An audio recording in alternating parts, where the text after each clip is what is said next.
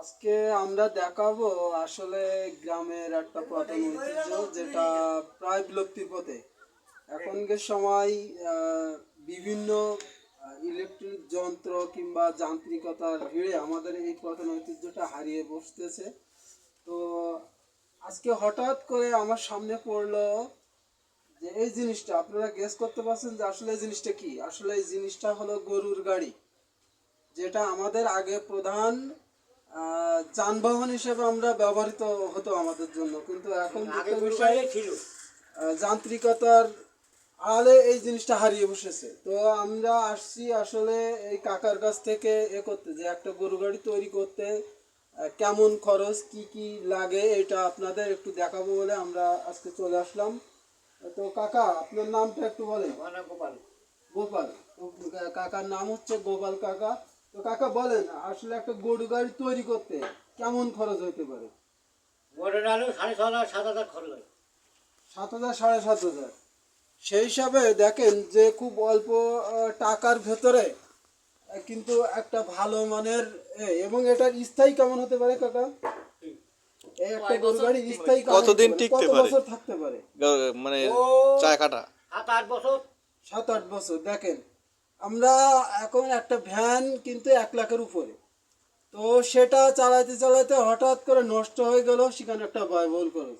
সেখানে আপনি কাঠের তৈরি, যদি এই কাঠটা ভালোভাবে প্রসেসিং করা যায়, তো সর্বনিম্ন 7-8 বছরের নিচে এখানে কোনো খরচ নাই। কোনো খরচ নেই। তো সেই হিসাবে কাকা, এই কাঠগুলো বিশেষ করে কি কাঠের হয়? বাবলা কাঠের জন্য, যেটা আমরা জানি যে বাবলা কাঠ কিন্তু আসলে খুবই একটা হাডি কাঠ। এতে মানে পোকাও কম লাগে নাকি কাকা? এ করার পরে এতে কি আপনারা কি কি দেন, মানে পিস টিস কি কিছু দেন? পিস দেওয়া লাগে। তো আপনারা এই কাজটা করেন কতদিন যাবত? মানে আপনার পূর্বপুরুষ থেকে?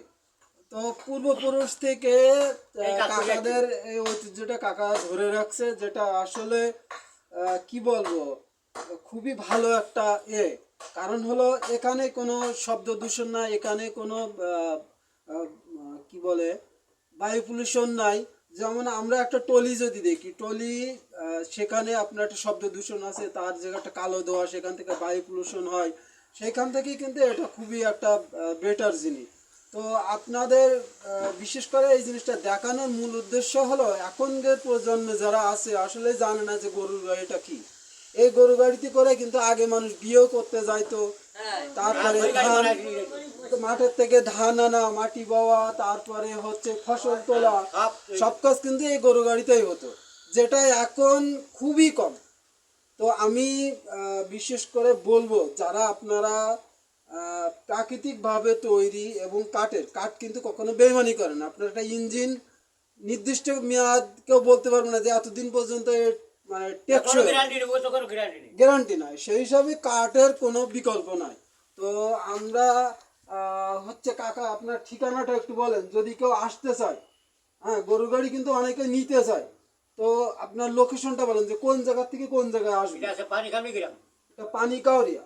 আচ্ছা, আমি একটু বলি, এটা হচ্ছে আপনার 10 নম্বর কুশিডাঙ্গা ইউনিয়ন, পানিকাউরিয়া গ্রাম। এটার লোকেশনটা হলো আপনার কাজিরহাট বাজার থেকে, কাজিরহাট বাজার থেকে আটুলিয়া মোড় থেকে একটু ভেতরে। কাকার নাম হচ্ছে গোপাল। যদি আপনারা কেউ হচ্ছে এখানে এসে দেখে নিতে চান, অবশ্যই নিতে আসতে পারেন। এবং একটা দীর্ঘস্থায়ী হচ্ছে আপনাদের টেকসই হবে। পাশাপাশি অনেকের কিন্তু প্রয়োজন হয় যে একটা গরুর গাড়ি নেবে, অনেকেই এগুলো বড় বড় গরু পোষে ব্যবহার করে, তাদের জন্য আসলে আমার এই ভিডিওটা করা। তো কাকা ভালো থাকবেন, আর চেষ্টা করব আপনার এটাই করার জন্য। তো ভালো থাকেন, সুস্থ থাকেন, আল্লাহ হাফেজ।